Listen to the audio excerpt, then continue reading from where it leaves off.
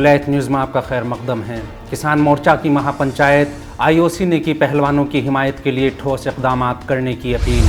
بھارتی پہلوانوں کی طرف سے ایک طویل عرصے سے جاری مظاہرے کی حمایت کرتے ہوئے بھارتی کسان یونین کے صدر نریش ٹکیت نے بھارتی ریسلنگ فیڈریشن کے صدر برج بھوشن شرن سنگھ کی گرفتاری کا مطالبہ کرتے ہوئے مغربی اتر پردیش کے مظفر نگر میں مہا پنچایت بلائی۔ اس مہا پنچایت میں دہلی، UP، ہریانہ اور پنجاب، راجستھان سمیت ملک کے مختلف علاقوں کی کھاپ پنچایتوں کے نمائندے شامل ہوئے۔ مظفر نگر میں ہو رہی اس مہا پنچایت میں لوگوں کا ہجوم امڑ پڑا، کچھ کسانوں کا الگ ہی انداز تھا۔ اس مہا پنچایت میں ہندو مسلم ہم آہنگی کے خوبصورت نظارے بھی دیکھنے کو ملے۔ وہیں دوسری طرف دہلی میں ایک طویل عرصے سے جاری پہلوانوں کا معاملہ عالمی میڈیا میں بھی خاصی سرخیاں بٹور رہا ہے۔ خاص کر دہلی پولیس کی طرف سے پہلوانوں کو نئی پارلیمنٹ کے سامنے مظاہرہ کرنے سے روکنے کے دوران جو واقعات پیش آئے، اس سے دنیا بھر میں اس معاملے کو نئی توجہ ملتی ہوئی نظر آ رہی ہے۔ اسی سلسلے میں بین الاقوامی اولمپک کمیٹی IOC نے احتجاج کرنے والے پہلوانوں کے خلاف دہلی پولیس کے رویے کی سخت مذمت کرتے ہوئے کہا کہ یہ بہت پریشان کن ہے۔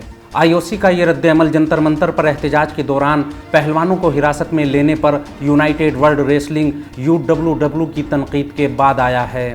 IOC کی طرف سے جاری بیان میں کہا گیا ہے کہ ہندوستانی ریسلرز کے ساتھ ویکینڈ پر ہوا سلوک اور پولیس کا رویہ بے حد پریشان کن تھا۔ IOC سنجیدگی سے چاہتا ہے کہ پہلوانوں کی جانب سے لگائے گئے الزامات کی قانون کے مطابق غیر جانبدارانہ تحقیقات کی جائیں۔ انہوں نے کہا کہ ہم جانتے ہیں کہ اس سلسلے میں ابتدائی قدم اٹھایا جا چکا ہے، لیکن ٹھوس نتائج اور کارروائی کرنے سے پہلے مزید قدم اٹھانے کی ضرورت ہے۔ IOC نے کہا کہ ہم اپیل کرتے ہیں کہ اس پورے معاملے کے دوران ان پہلوانوں کی حفاظت کو یقینی بنایا جائے اور یہ تحقیقات جلد مکمل کی جائیں۔